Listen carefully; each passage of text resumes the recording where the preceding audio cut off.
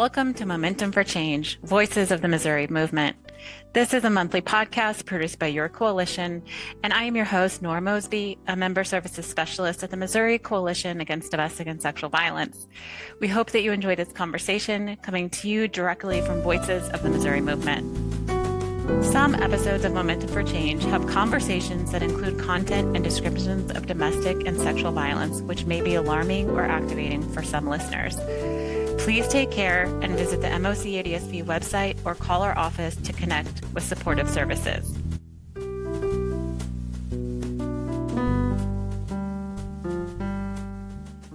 Welcome to episode 3 of the 4th season of Momentum for Change, Voices of the Missouri Movement. This is a podcast brought to you by the Missouri Coalition Against Domestic and Sexual Violence, and I'm your host, Nora Mosby. Speaking of Voices of the Missouri Movement, I am joined by two prominent voices, Becky Vermeire, aka Becky from Branson, and Jennifer Hill from Poplar Bluff. Becky and Jennifer have been involved in this anti-violence movement here in Missouri for many years and have some great lessons learned and stories to tell. As listeners may be aware, March is Women's History Month. And Becky and Jennifer have been making history in their local communities throughout the state of Missouri and potentially even the country for many, many years. And we are here to talk about it today. So we're going to talk about their early involvement in the anti-violence movement here in Missouri and kind of how services have evolved over time. So as we're getting started, Jennifer and Becky, thank you so much for being here on the podcast today. I'm really looking forward to our conversation. And I thought we could get started just by telling our listeners a little bit about yourselves, who you are, and what you do. Jennifer, would you like to go first? Sure. Well, thank you for having us on. When you were describing us about making history across Missouri and across the country, we kind of sounded a little bit like Bonnie and Clyde. And so, and we might be known for all kinds of things, but let's start with the good. I would describe you as iconic. I really would. Well. My name is Jennifer Hill, and I'm a civil court advocate here in Butler County, Poplar Bluff, Missouri. I work for Haven House. I've been with Haven House for 38 years this year. And I've been in my current position since 2010, working with women, children, men in the court system, doing civil order protections and assorted pro se assistance. And that's about it. Been doing this almost as long as I am old. I was 10, when I started. You're getting close to 4 decades, Jennifer. Yeah, it's a long time. You didn't start looking a day over 11 though, so you did pretty good. Yeah, I know, right? They had to prop me up to do my orders of protection. Becky, would you like to go next? Yes, my name is Becky Vermeire, otherwise known across the state as Becky from Branson. I am the executive director for the Women's Crisis Center of Taney County in Branson, Missouri. I'm on my 28th year, so compared to Jennifer, I'm just a baby. Just a youngin'. Still trying to get my feet wet and learn the ropes on how to do this work. But I started out at the Crisis Center as a part-time court advocate and then became a full-time court advocate, victim advocate, and then about 6 months into it became the executive director, and that's where I've been ever since. So that's me. That's fantastic. So I did the math here. 38 years plus 28 years is a combined total experience of 66 years. So we have 66 years worth of experience to unpack in this episode. So let's get started. Don't forget to add your years, Nora. How many years have you been doing this work? That's right. Oh, gosh. Don't make me do more math, Becky. I think about 20 now. So wow. There you go. 86 years. That's a lot. We're looking good, ladies. Yes, we are. Yes, we are. So as we're getting started, I'd love to hear about how you got involved in advocacy. Becky, you mentioned it a little bit, that you started out as a court advocate and then became an executive director. But how did you even start working at the Crisis Center? I always think this question is a really funny question because I know the backstory of my life starting at the Crisis Center. And so There are a lot of people in this movement that will say, I'm just an advocate at heart. I was born an advocate. I'm all about social change and all of those things. And to be honest with you, when I started working at the Crisis Center, I was looking for a part-time job. And the Crisis Center had one available. And so I had taken a hiatus from my education, had just had a baby, stayed home for 18 months with my son, decided it was time to get back into the workforce. But because I still had this little boy that was my heart and pride and joy, I just wanted a part-time job. And so I started at the Crisis Center as a part-time court advocate. I laugh about the training that I got for that job because the day that the executive director trained me for my court advocacy position, she took me to the courthouse. She said, this is the victim witness advocate. She'll be your best friend. This is the courtroom. See you later. And I said, okay. And so what day one taught me is I need education, but I guess I'm going to have to do it myself. And so I made it my mission to read everything that I could find, every piece of literature. I tried to read the entire Missouri Adult Abuse Act, but that's a cure for insomnia, so I couldn't read that whole thing. But anyway, I started to educate myself. About 6 weeks into the job, the executive director said, hey, we also need a part-time victim advocate. Would you like to fill that role? And I said, sure. And then about 6 months later, I became the executive director. What I found in that process, though, practically from day one, I had been in all around social services work. I started out working with kids with behavior problems. I went from that to working in substance abuse. And then I went from that to the Crisis Center. And I instantly found, practically on day one, that the Crisis Center was the niche that fit. This is home, and this is where I'm supposed to be. And so, again, I'd love to say there's this noble cause that pulled me in, but it was really that ad looking for a part-time person that pulled me in. Yep. But we all come then to it I in found where I ways. belong. I love that. Jennifer, how'd you get involved? Well, I am that person that Becky's talking about feeling like Show off. that I've been in that. Well, but can't you see me always being the person that steps in for the underdog? I have been that person all of my life. Yes. But my mom, on the other hand, had plans for me and all of my siblings to go into the nursing background. I was young in my class. I graduated at 17 in May, started LPN school that fall, graduated that next spring, and then started work at the hospital.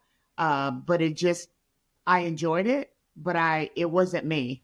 Yeah. And so I went part-time and then went looking for a part-time job because I didn't want to quit a job before getting a job. Right. And there was a part-time crisis worker position for nights open at Haven House. Mm-hmm. And at that time, I'm thinking, battered women's shelter, what does it even mean to be a battered woman? I mean, I had no clue really what that meant. I just knew it sounded like something I might be good at, encouraging women. They put the whole little description in there. Mary Ann had almost 50 people apply, and I got called back for a third interview and got the position. Wow. And so I went from there to part-time to full-time house manager or a crisis worker.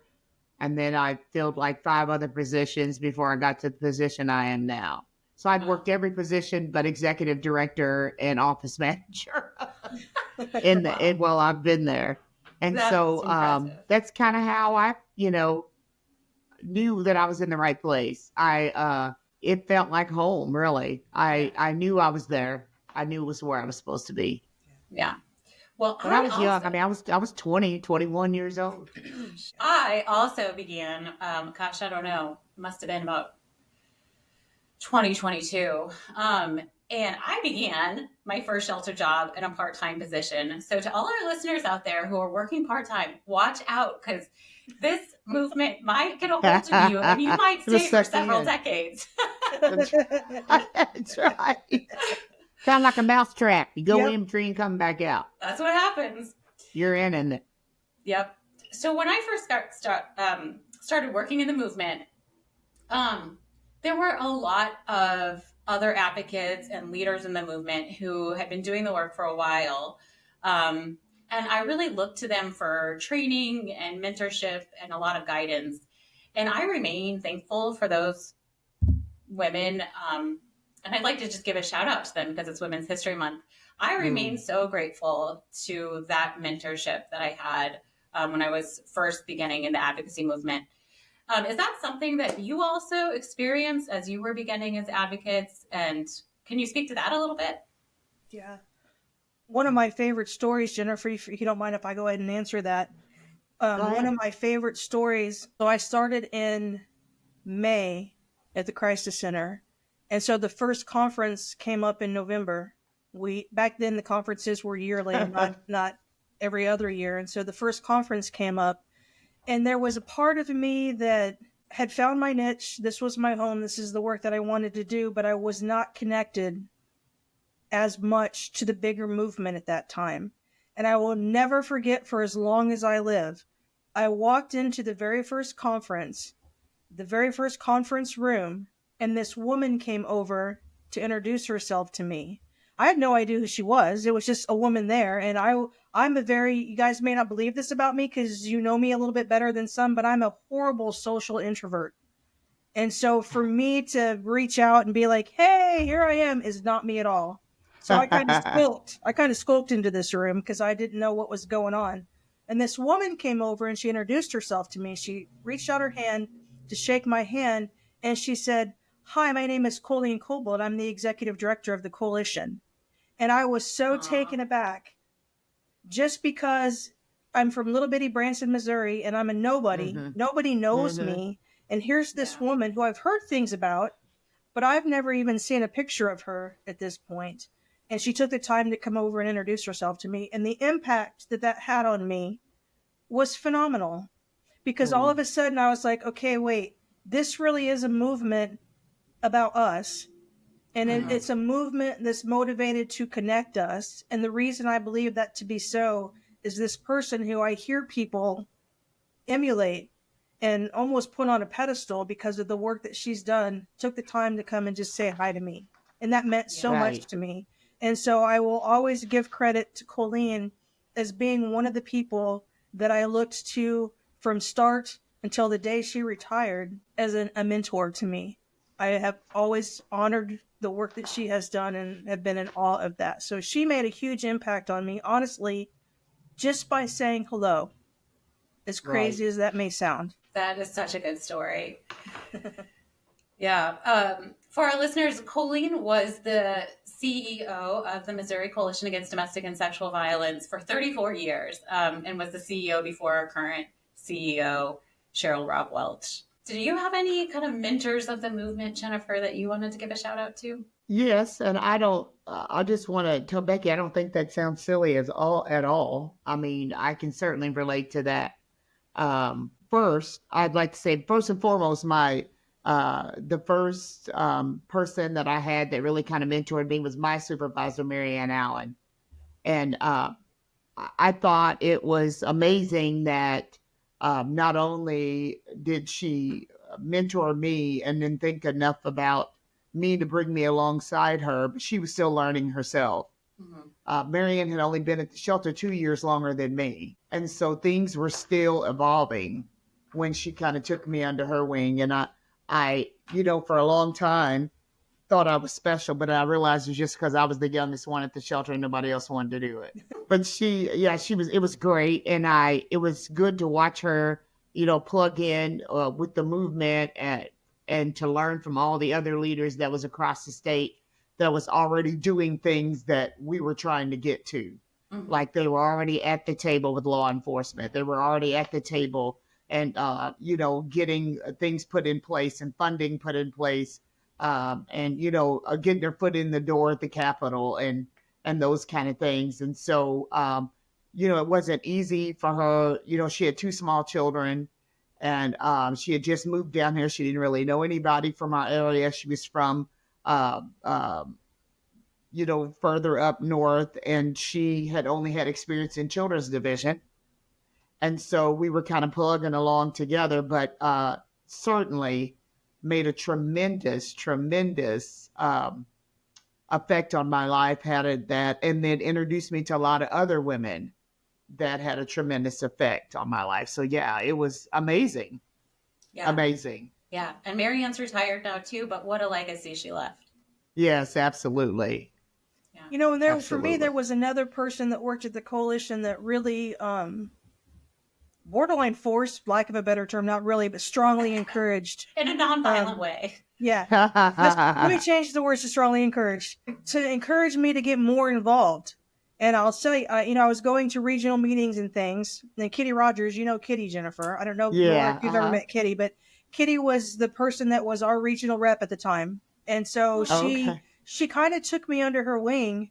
And she, if you know Kitty, this is a funny statement. But one of the first things she ever said to me that I took as a huge compliment was she said, "Well, you're not stupid." Yeah. And if you know Kitty didn't have a problem telling people that they might be stupid. And so I appreciated knowing that I wasn't stupid. But before the conference, am I out of order? The conference may have been first. So then the next year, the next leadership, I was the executive director now. I went to the first Leadership Institute. And Kitty kept harassing me through the whole thing. You need to get more involved. You need to get more involved. And so she said, "I'm not letting you leave this Leadership Institute until you agree that you will be the regional rep for your area in Southwest region." And I was like, fine, like, I will do it. But what she did with that, is what we did. We call that now. Yeah. She saw some kind of skill set in me or something. That's good. That she thought would benefit the coalition work. And so she wanted to bring me on and get me involved in the board and all of those things. So thanks to Kitty, I was on the board for over 20 years consecutively because it was before term limits.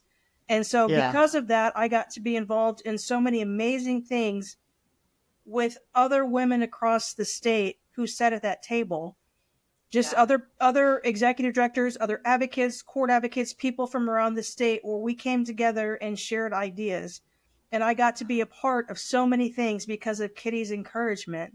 I got to be a part of helping create the very first service standards that we ever had. I was on the committee that got to do that. Things like that I look back now that new advocates coming on take for granted, that they've got these tools to educate them. We didn't have any of that. We had to learn from our executive directors, like Jennifer was saying, and we had to educate ourselves, like I was saying. And so Kitty was always someone who saw something in me, I think, before I saw it. And she encouraged me to grow into a place of leadership when, again, social introvert me was perfectly content to stay out of the limelight, so to speak, and not be in those roles. But she encouraged me to do that. And so it's also because of Kitty that we secured the funding that we were able to secure to even purchase the property that we have. Wow. Because I had told her I have this idea of what I want to do, but I'm not quite sure how to do it. And within a week, she said, "Hey, this grant application came across my desk. I don't know anything about it, but I think you should write it." And it was one of the first grants I ever wrote. I was like, okay, I'll try it. And it was a $200,000 grant. And so I would not have known about that grant or even felt capable of pursuing it without her encouragement. Well, wherever you are, Kitty, thank you for those great contributions. Right. That's awesome. Yeah. That is so awesome. And that you were on the board for 20 years, Becky, during a time. I mean, the coalition saw so much growth during that time. I can only imagine. We started out with a handful of programs. Now we have over 100 members. Yeah, I can't even imagine just the growth that you were such a huge part of, not to mention all the cool projects that you talked about. Yeah. Jennifer and I were on the board together for many years, weren't we, Jennifer? Yeah, I was on there for 9. Yeah. Wow. Yeah. Is there anything you want to talk about being on the board, Jennifer? I was shocked, really, that they would be interested in inviting someone like me on the board. I felt like, who would I and what would I have to offer? most of the time on the board, it was executive directors. At that time, the staff sat in on board meetings. And so I just felt very, non-equipped.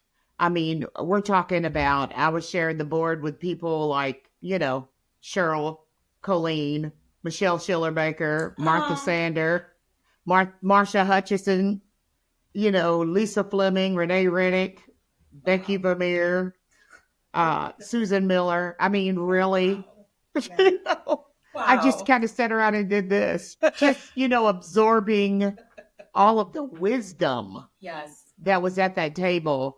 And I mean, even the employees, Peggy Crash and Lynn Richards and, all of these people that was there that just brought so much kitty, that just brought so much to the table that you just, you brought what you had.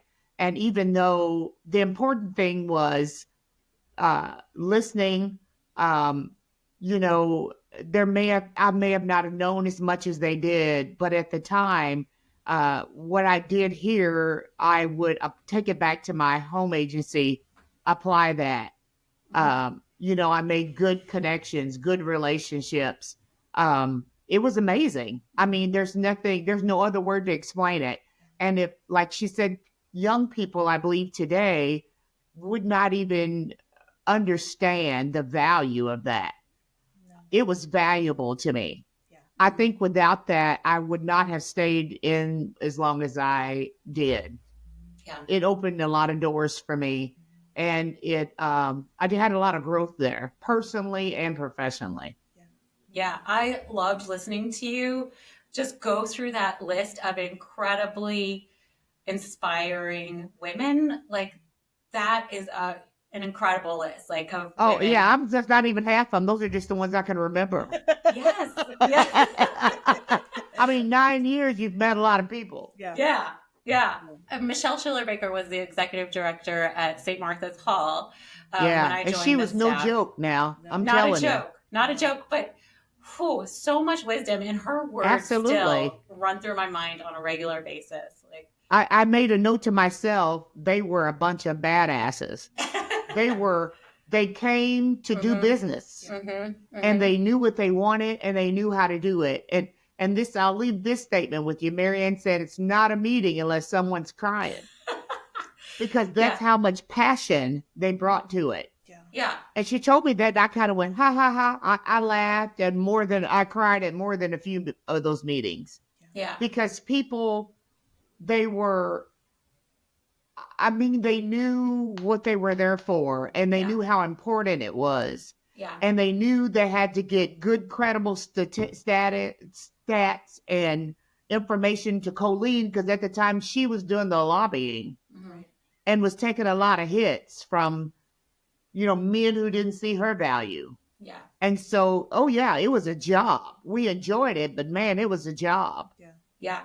I think that really speaks to the grassroots nature of the early days of this movement. These advocates, these directors, these leaders were working so hard for every inch of progress that was made. Absolutely. For every dime that was awarded in grants money, for every policy that made a positive change. It was a hard fight. And so people, they were hardened up. That's right. Well, I'll tell you, they earned every bit of their respect. Jennifer mentioned Michelle Schillerbaker, and I have to put her on the list as one of my mentors. One of the things, one of my very first experiences, I moved kind of into some leadership roles on the board. Michelle Schillerbaker would never hesitate to take an opinion that was different. And so I actually used to really enjoy fighting with her just because she wasn't afraid to take it in a different direction than what everyone else was doing. And there was so many times that I use the word fight lovingly, because it was never that kind of a... Oh, yeah, no.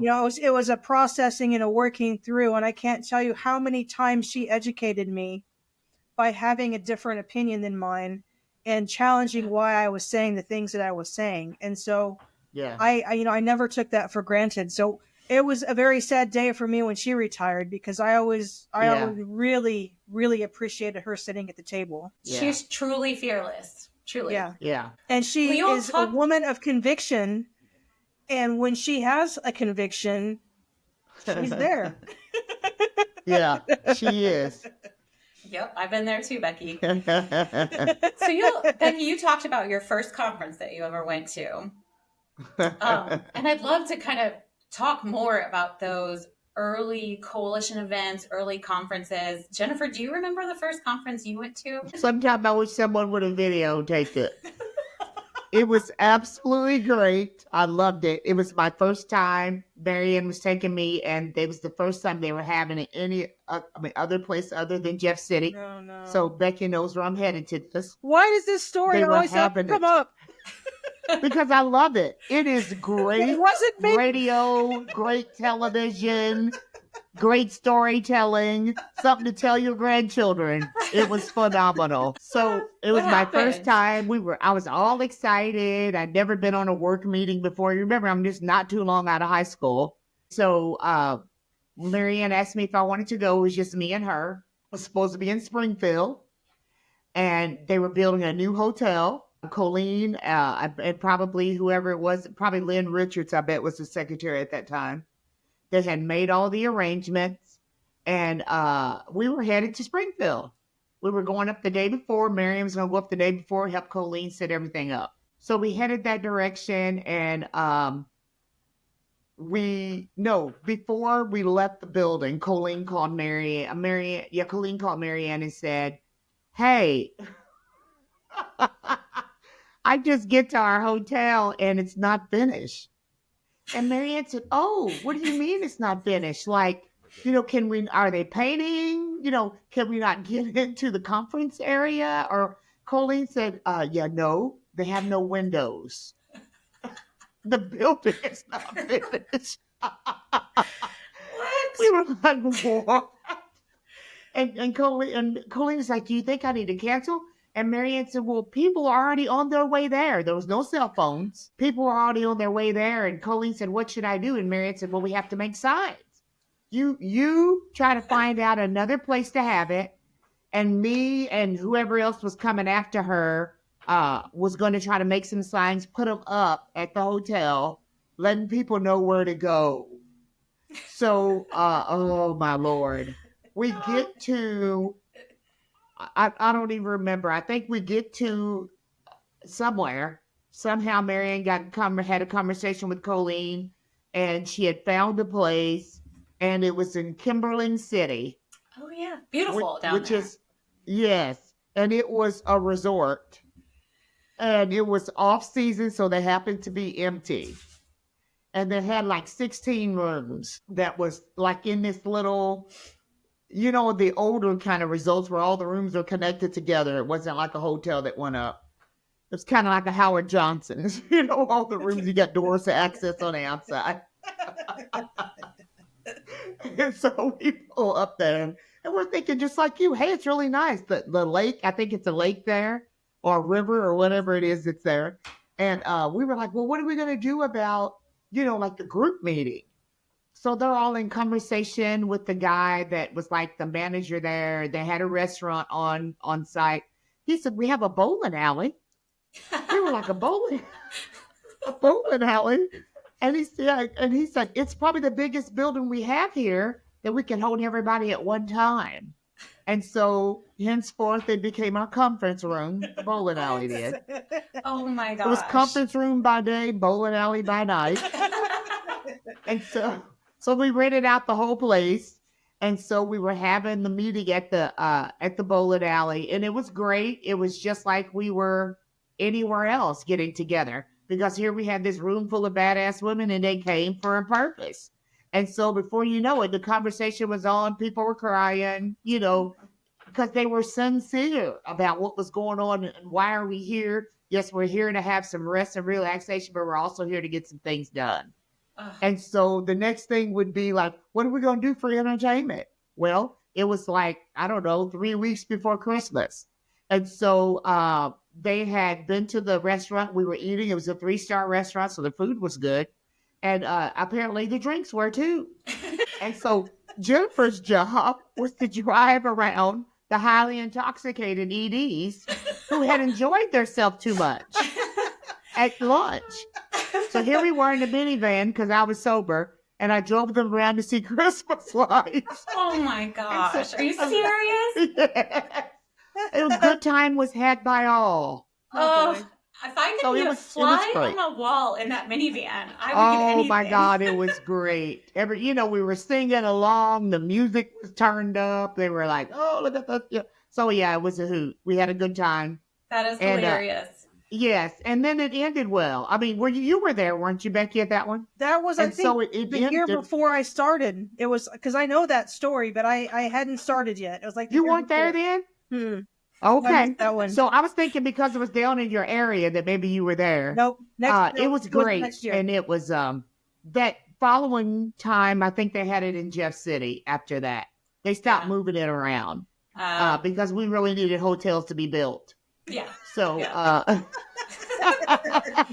But what a way to come together in absolutely. a bowling alley talking about a women's revolution. Like, that's great. It just speaks again to the grassroots. Yes. And what these women were willing to endure. They could have just said, well, the heck with it. Right. We're not going. Right. Yeah. This is ridiculous. We're not doing anything. Oh, no.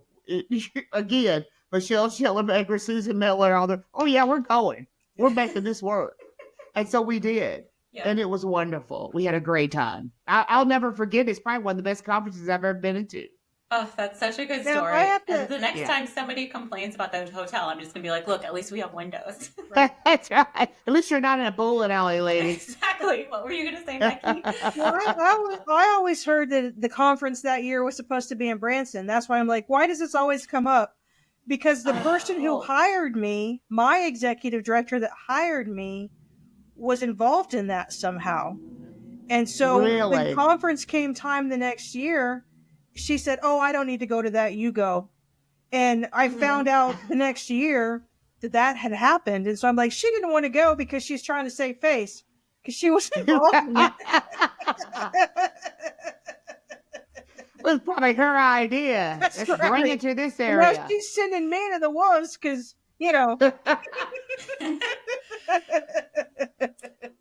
Becky, I know you've been to a lot of conferences. Do you have any favorite memories from conferences you've attended? One of my favorite memories Jennifer shares with me, I would venture to guess, because one year we decided, me and Jennifer, Angela Lucero, Yeah. was there anybody else? Was it the three of us? I think it was the three of us. The three of us.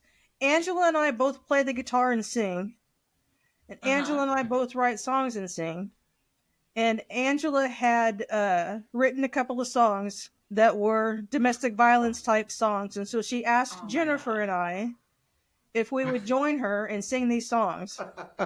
And so it was during the reception, I think, the first night, wasn't it, Jennifer? Yeah. Everybody was in there milling around and stuff, and there we were singing songs, and that was super fun to me. So that one always stands out as one of my favorite conferences. But I'll tell you, in the early days, You'll have to tell her the name of the song. Yeah, Bra I in wanna My hear more about Pocket? these songs. the song Yeah, was there's a called, bra in my one of the pocket. songs was Bra in My Pocket. Well, and at one point we took a bra out of our pocket. Swung it Oh around. my gosh. Yeah. That was great. But the, Bra in my It was a pocket. favorite. We did that a couple of years in a row. It was yeah, I that, wanna that was hear that super one. fun. We did more songs Yeah. than that, but we sang a couple of Yeah. the original songs too. But I'll tell you, the early days of conference, the thing that I remember the most, and I don't know if it's not necessarily a keynote speaker, it's not necessarily a workshop that stands out to me.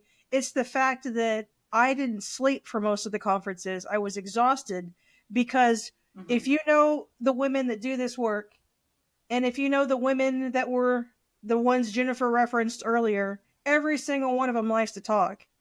And so we would stay up. I'm not kidding you. Martha Sander and I would stay up all night long, sitting downstairs, sitting in the room, something. 6 o'clock would roll around and we're like, oh my gosh, we got to go get ready for breakfast. Like, here it comes. And so just that being together with people who understood why we do what we do, they understood the shorthand, they understood the meaning behind it, and to just have that connectedness meant so much to me. if it was not for that Yeah. connectedness, I'm like you, Jennifer. If it was not for that connectedness, I don't know that I could have stayed. But just the Yeah. fact that I knew every single time I went, it was my sisterhood. And even if I only saw these people once or twice a year, this was my sisterhood. And it just meant so much to have that opportunity to be together. And we would brainstorm, we would cuss and discuss, we would tell jokes, we would get mad, we would do all the things. But I would always come home from those side conversations that wasn't the keynote, it wasn't the workshop, but those other conversations energized me so much. They would carry me. It sounds like the power of the movement back then was really built on relationships that leaders and advocates had with one another. Yeah. Right. I completely And the believe camaraderie and, Absolutely, like you it said, was. the sisterhood. that. Yeah. I love that. Absolutely. COVID was one of the things that was so hard for us because I Yeah. don't know if you felt it as strongly as I did, Jennifer, but I felt horrible disconnect. And it's nobody's Yeah. fault. I mean, it's just what Mhm. happened, and you can't Right. blame anyone. But I agree so strongly with those words, Nora. It's us coming together, and us coming together is what facilitates change. But it's also what empowers us and encourages us and enthuses us. And when we stop coming together, I felt like I was floundering without my people. I'm like, where are my people? Yeah. Yeah. Yeah. Absolutely. There is something about being together that really sustains this work where I think, like you said, being with your people, Becky, people will understand and get it, and people that you can stay up all night talking to. I still see that even at the conference we had last fall, I saw advocates doing the same thing. And so it's a legacy that you all built that I think has continued today. Thank you for that. As you think back over the years, of course there was conferences, but were there other kind of developments or things happening at the statewide level that really come to mind or stand out to you as you think about kind of the first couple decades you're involved in this work? When I think about maybe just involved in, there were some work groups that were involved in as far as being on the board, like Becky said, that helped develop standards or help develop policies. I know one year while I was on the board, they did a 5-year planner or a 5-year goal plan. That was phenomenal for me, not being an ED, but because I was not an executive director, but seeing how it worked and seeing how it was going to work for the board and how it kind of bled down to us, the sister agencies, and how we followed their example. And so I thought it was really powerful to see that because Marianne did do a lot of mimicking of what was going on with the coalition because, like Becky said, some of this is new. It was new at the time for everyone. And so we're all kind of feeling our way around. And we do owe a lot of gratitude to Colleen because she really went out of her way to make sure that the information that she passed down to the executive directors and to the agencies was good information. And, she would, go to the Capitol. She would talk to National Network, find out from other executive directors of the coalition, what were they doing in their area? What was working for them? What was needed for Missouri? How could we get to that point? How can we pass these laws? How do I work with this difficult congressman?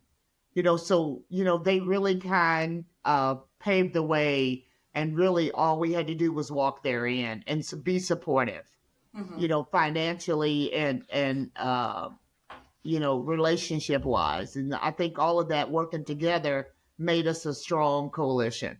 Yep, I agree. I think probably there was the structure that the coalition provided, but it really required that people were coming together from Poplar Bluff, from Branson, from Northeast Missouri, from Central Missouri. We needed that collective power to actually make things happen. Yeah. And the numbers, the stats, she could have guessed about what was going on, but the requirements were we needed to know how many women were being killed by her husband. We needed to know how many arrests was being made or that kind of thing. So, I mean, from Jeff City, they couldn't have done all of that Mm-hmm. without the executive directors making sure that was getting done. Yeah. Is there anything that stands out to you, Becky? It still kind of falls back to the pulling together of people, the opportunity to gather together. And like, I look back on my board days as some of my best days. In fact, when I turned off the board, when I finally did, I mourned the loss just because it was such a big part of my identity that I felt like I lost some of my identity when that happened. But, there were so many opportunities to stand in the governor's office as he's signing bills, and that kind of thing that we got to do because we were involved in that. The strategic planning that Jennifer's talking about. I did the same thing that Mary Ann did. I went back to the crisis center and I mimicked it. We need to do this board, we need to bring these things together. The great opportunity that we had, and Jennifer, you were part of it too, when we got together and did that training, social services training. Like we got to travel across the entire state and train everybody in social services about the dynamics of domestic violence. Those kind of things stand out to me as much as anything. The beauty of the coalition is bringing a bunch of people together who don't know each other, maybe at first, right? And I didn't know the first time I met Jennifer what her skill set was. Jennifer didn't know the first time she met me what my skill set was. Sitting in that room, all of us working together, all of us talking together, you see these leaders arise in different areas, and then you can say, oh, I've got that skill too. Like the involvement encourages us to be the best that we can be. And it's not something I take for granted. Like I always tell people, I grew up at the crisis center. I was 26 years old when I started. I grew up at the crisis center. And so just being able to sit in those rooms with all of those different people, the very first time I testified, I was like, wow, I'm doing legislative advocacy. This is amazing. Who would have thought I'd ever be able to do this? But a forum was provided for me to do it. And so it's just, I'm probably rambling now, but it's just all of those things that made us who we are, made the movement what it is. Yeah. And I still think people take it for granted now. Like, the grassroots, man, it's hard to get people to connected to that if they don't understand it, but it's what connected us and made us grow and made us strong. And I still think that that's what makes us strong. Well, I just want to acknowledge that both of you have really been committed to being involved in the statewide movement for a long time, to the extent that I was an advocate in St. Louis. And I knew who both of you were before I even started working at the coalition, because you were so involved, you were so active, and you were so out there just, bringing people together and making a difference. And so I just want to recognize that you had so much leadership there, that, an advocate from St. Louis would be very familiar with your work as well. Mm. And you all didn't live anywhere close to St. Louis, so. I also want to say, you brought up training, and you both, in addition to these Missouri model projects, such as developing service standards, you all both have been involved in extensive training over the years, and I think have a true commitment to community education. And so I'd love to hear if you have any favorite training stories or even just training topics that you really have enjoyed training on over the years. Through Missouri Coalition, I don't know if Becky remember, and you may have been there too, Nora, when they offered the train for cultural diversity. They offered that training, which was powerful. The agency was from New Jersey. The trainers were. They came down. And I think we may have been in Festus or somewhere. I'm not even sure where we had the training. But they asked us law enforcement would sit in also on that training. And I rode up, one of our police chiefs rode up with me to the training. And so he sat in the training as well with me. And the training was so intense that they would take breaks after each step. And by the end of the day, most people were crying in there. I mean, they pushed every button you had. They brought out every self-conception or belief that you thought you may have had, or, things that were ingrained in you, and they dealt with it.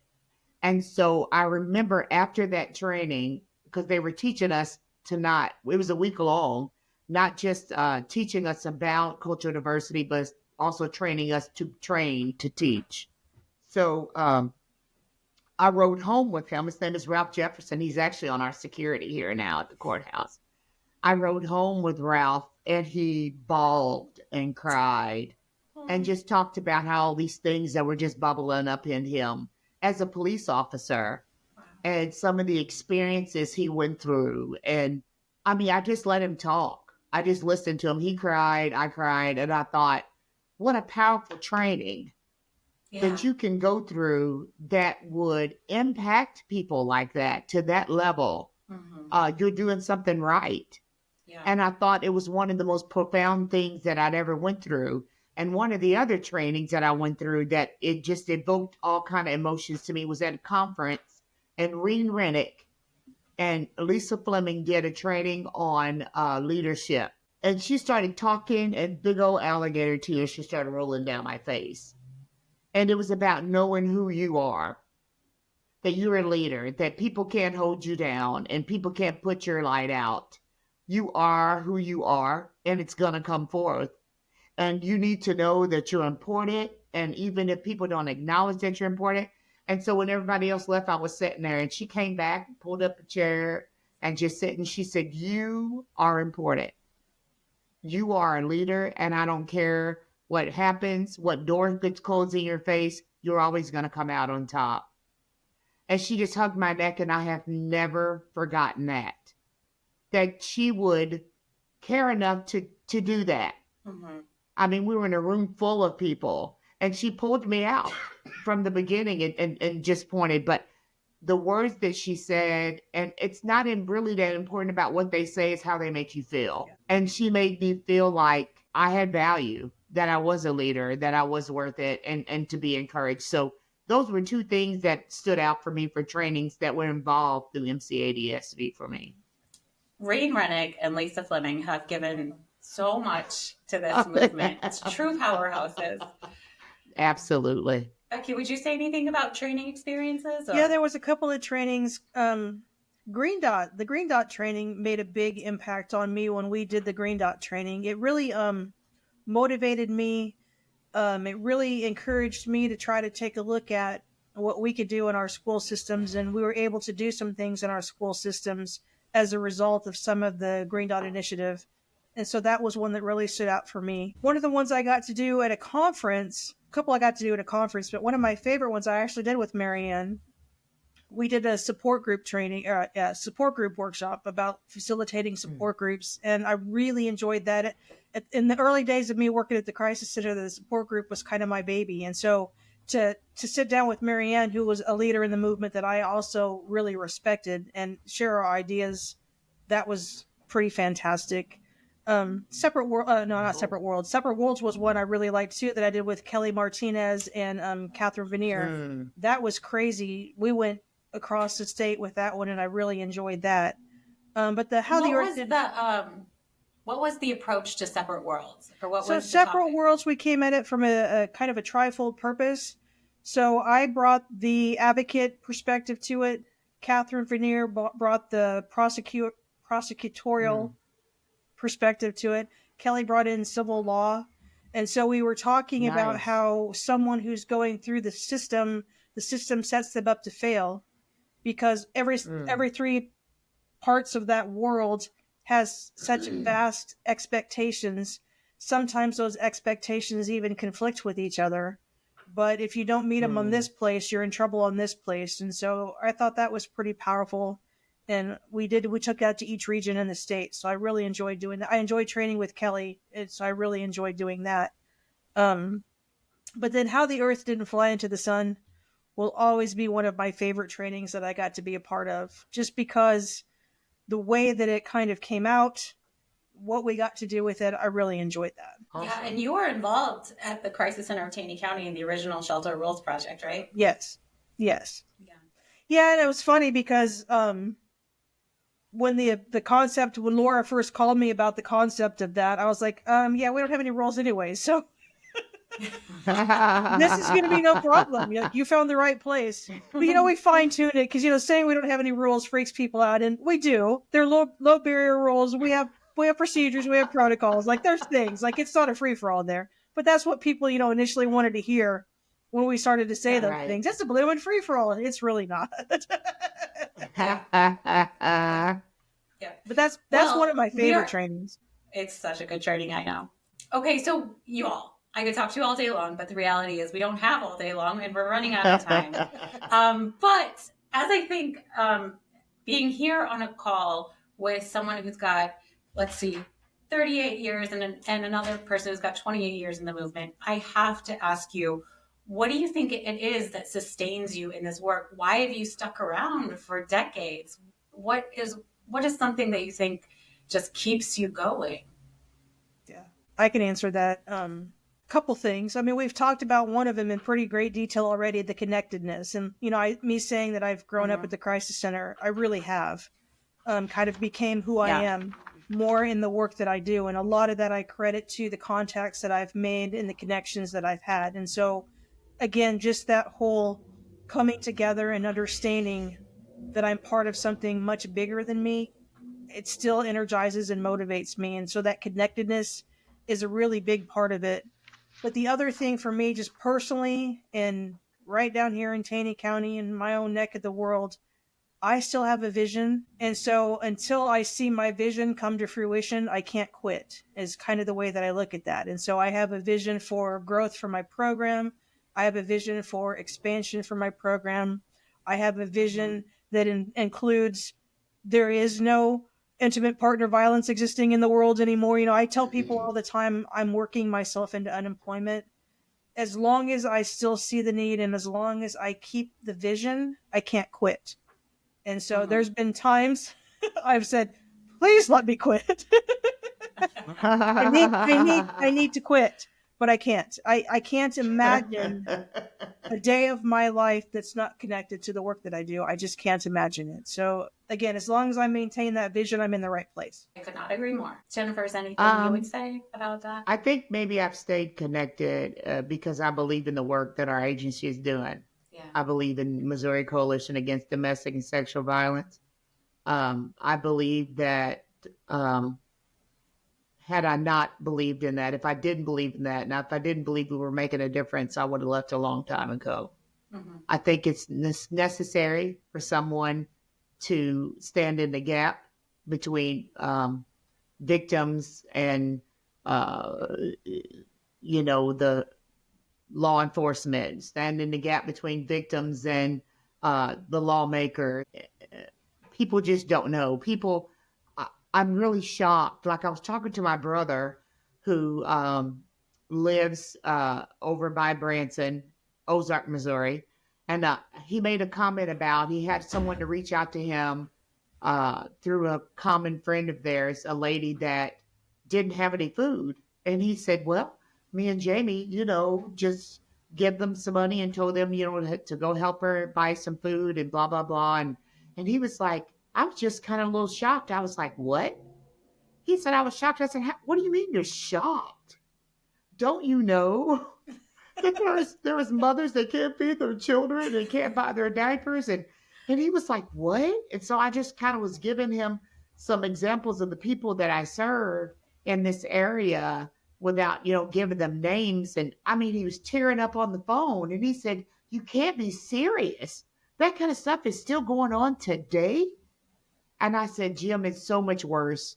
You guys need to get plugged in somewhere. When you're not walking or working in the social service field or in the advocacy field, you're caught up in TV land and this non-realism. You need to get plugged into what's going on in your community.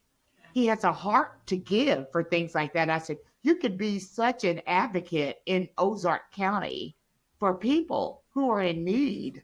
Yeah. And he was going, yeah, I guess you're right. And he said, so Jennifer, you mean there's moms that can't buy diapers for their children? I said, every day. Yeah.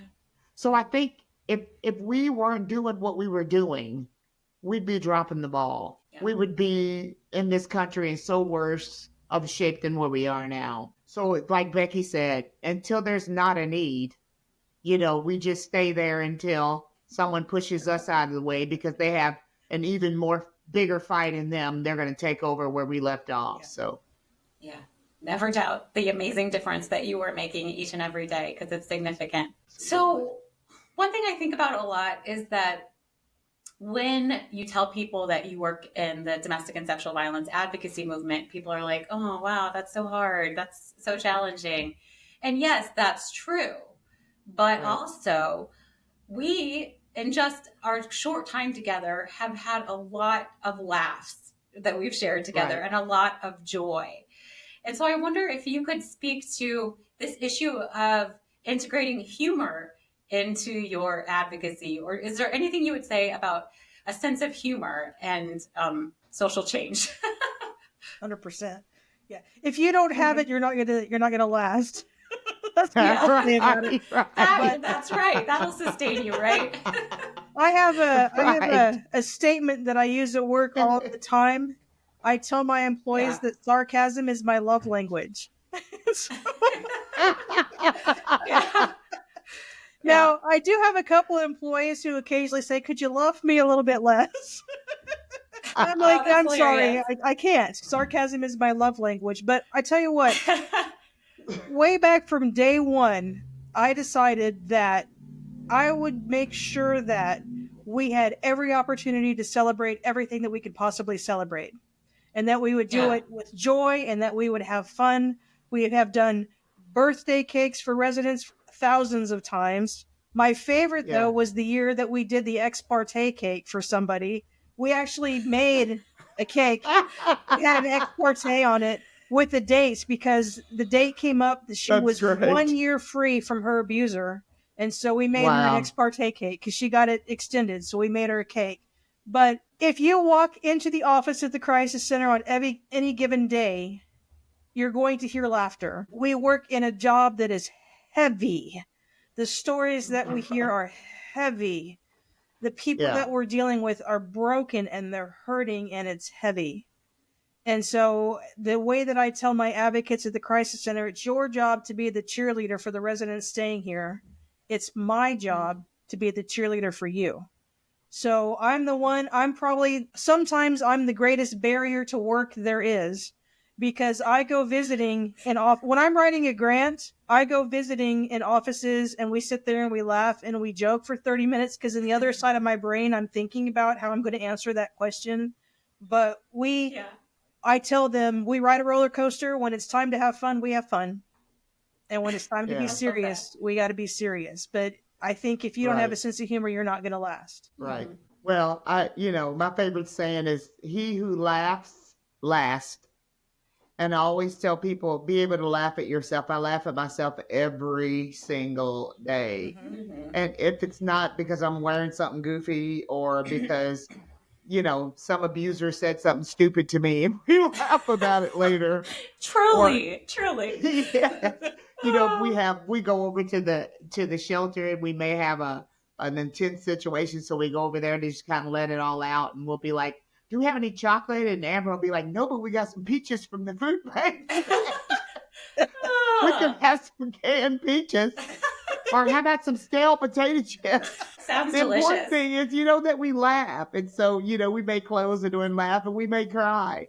But the important thing is that when we leave there, we feel better. Yeah. And I could be up here all the time with the clerks, which I've made good friends with. And there's a couple of the young clerks that said, you remind me of Medea. And I said, well, I don't know whether to laugh or be offended. Do I look like her, or do I sound like her? So we laugh a lot, and it helps. It does help. And really it's good does. Therapy. It's good therapy. It brings one of the people craziest together, and it things keeps we people ever together. did, we had a donation come in, and it was moo-moos. And I'm saying it was a ridiculous amount of moo-moos. And so we're looking at these, and we're like, who is going to wear these? Like, nobody's going to wear these. And so we got this bright idea one day as a staff. We made a potluck lunch, but before we could come to lunch, we had to accessorize our moo-moo. And so we come all dressed up, hats, bags, the whole deal, in these moo-moos. We sit and we have lunch, and then we had what I call the Moo Moo March. And we went and walked around the property we went to every cottage that we have on our shelter, knocked on the door, and had our residents vote for the best moo. When it was done, the winner got a prize, but so the residents just laughed at us. They're like, "What are you guys doing? You guys are crazy." And people say that all the time. You guys are crazy, and we do that on purpose. But the Moo March was one of my life favorites. gives you moo-moos. You got to have a moo march. I get it. Hey, I absolutely. I'm a moo kind of girl. I have some at home. Thank you very much. Absolutely. Well, y'all, this has just been fantastic. I've really enjoyed just getting to hear about ex parte cakes and conferences in bowling alleys and the Moo March. As we're wrapping up, is there any final thoughts that you wanted to be sure to speak out to? I just think that it's been a pleasure working with the Missouri Coalition Against Domestic and Sexual Violence and working with others that are in the movement. And, I've been told, or I've heard all of my life, if you work a job that you love, you'll never work a day in your life. And that's the way I feel. And I feel like that it's my calling in life, that I was drawn to it, and that, when I'm done, I'll be done. Yeah. But until then, I will be here, laughing and, fighting and some days cussing, making friends, some days making enemies. Yeah. But, when I'm gone, they're going to have something good to say about Jennifer Hill. Yeah, absolutely. They certainly will. I mean, I can kind of echo that same sentiment, Jennifer. I mean, that's how I feel. Like I've really enjoyed sitting and visiting with the two of you. I've really enjoyed talking about the work that we do. I love being affiliated with the coalition. I love being affiliated with all the other member programs across the state. I'm so proud of us. I'm proud of all of us in the work that we do. Absolutely. It gives me great pride when someone asks me what I do and why I do it. I will be honest, there are times I say I'm a house painter because I don't want to go into it right now if I'm in a hurry. We all do that. But, I do really enjoy talking about what we do. I enjoy seeing the growth and the change in the people that we work with. And I firmly believe that when someone comes and stays at the Crisis Center, they get out of our program what they put into it. So their successes are their successes, not mine, but it's such a joy and a privilege to be able to partner with someone as they facilitate change for their lives. And so as long as I, like Jennifer, as long as I still feel that joy and that privilege and that sense of purpose, I'm not going anywhere either. Thank goodness for that. So as we're ending our conversation today, I just want to thank you so much for your time and just the wonderful stories you shared on this episode, Becky and Jennifer. It's been fantastic to hear from you and just hear your reflections on the incredible things you've done over the last 66 years of combined advocacy. So thank you for your time today. Thank you for the last 66 years. And listeners, thank you so much for tuning in. And please tune in next month for a new episode of Momentum for Change. Thank you, ladies. Thank you for joining us. This has been a recorded conversation now available in both video and podcast formats. A video recording of this episode is available on the MOCADSV YouTube channel under the Momentum for Change playlist. Please subscribe to our YouTube channel in order to receive new episodes in your YouTube feed. You can also find all of our Momentum for Change episodes available to stream on Spotify or wherever you find your podcasts. Momentum for Change is a podcast produced by MOCADSV with post-production support provided by Tim Stillings and promotion by Adrian Maddox. Again, I am your host, Nora Mosby, and we appreciate you joining us for this episode. Thank you again, and we look forward to seeing you next month.